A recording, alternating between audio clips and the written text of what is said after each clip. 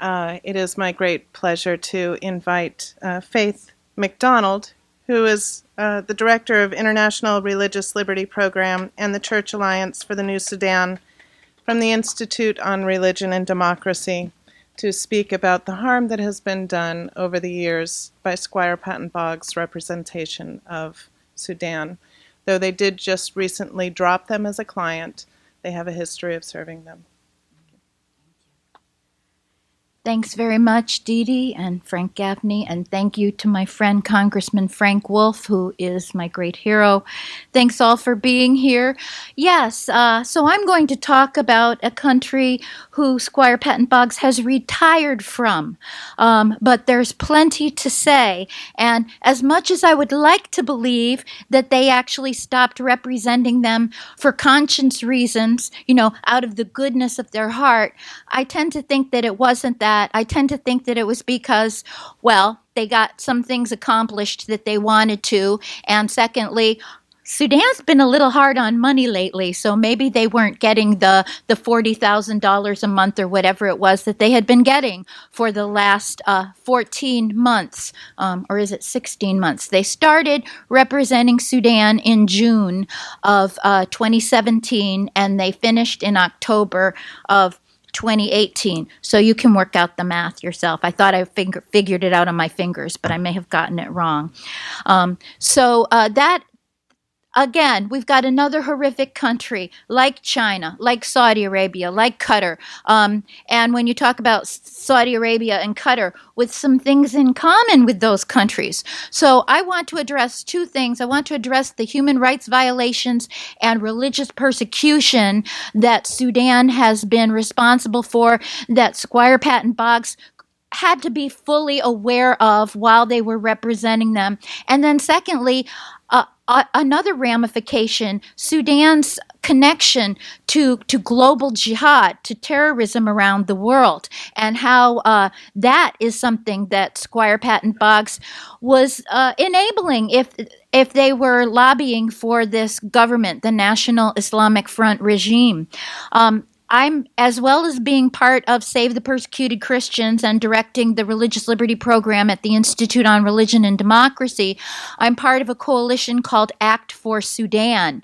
And back in September of 2017, just after we started learning about Squire Patton Boggs lobbying for Sudan, we put together a letter that was signed by 130 Sudanese scholars, human rights organizations, and others, and said to Squire Patton Boggs, your firm is lobbying for the government of Sudan, a regime comparable to the Nazis, whose leaders are indicted for genocide, crimes against humanity, and war crimes. At the hand of your client, over 3 million Sudanese have been killed and over 5 million forcibly removed from their homes. So on our letter, we have representation from the marginalized people groups of Sudan who have been so persecuted and whose human rights have been ignored by the government of Sudan. And that would include people from the far north, from Nubia, from the Nuba Mountains and Blue Nile State and Darfur, and from eastern Sudan, from Bijaland. Those are what we call the marginalized people groups, even though they comprise most of the country. And we have today, I just want to acknowledge my friends, Arkamani Babakir, who is from Blue Nile State, whose people right now are still under attack by the government of Sudan, and my friend Jahan Deng, who is from the country of South Sudan, which, as you will know, things were so bad, and the intense persecution and extermination of Southern Sudanese was so bad that we actually helped them to secede from Sudan. So over 2.5 million died during that particular struggle.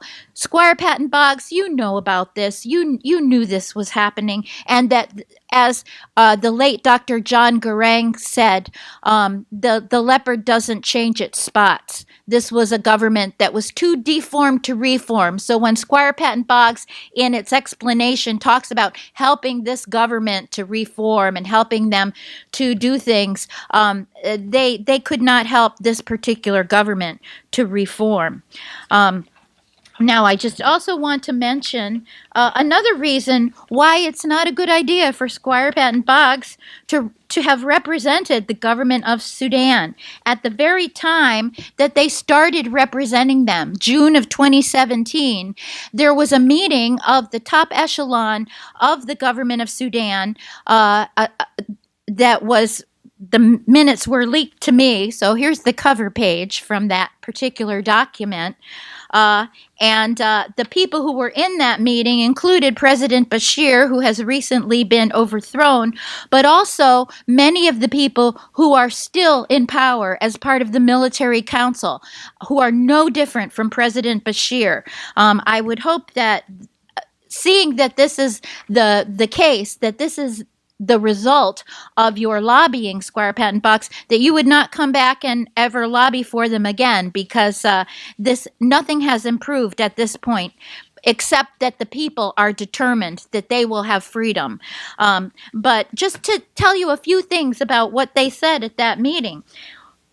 As an Islamic movement, we have strong relationship with Muslim Brothers and Hamas leadership because we originally come from the Muslim Brotherhood organization. We have strong attachment with Muslim Brothers because they supported us to maintain our Islamic government in Sudan. Though through their support, we've been able to overcome many international and regional conspiracies. What is happening to Qatar, they mention Qatar there, is the action of targeting Muslim Brothers and Islamic organizations in the world. They talk about what they have done to help all of the terrorist organizations that we know about in that document. They talk about helping the Islamic State to make its way through East Africa since they have been pushed out of the Middle East. They talk about fooling the United States. So did they fool you, Squire Patton Boggs, or did you know what was going on? I would ask Squire Patton Boggs, look at this government, look at what's happening, look at how many people are now in the streets saying, we don't want this government anymore. There's nothing that this government can do to be reformed. We need a new government. Look at that and see what you were responsible for enabling. And just as you continue to enable China and Qatar and Saudi Arabia and the Palestinian Authority. So I would ask that all of us together would continue to put pressure on Squire Patton Boggs and to put pressure on anyone, as my friend Bob Fu said, who is lobbying for evil regimes. Thank you.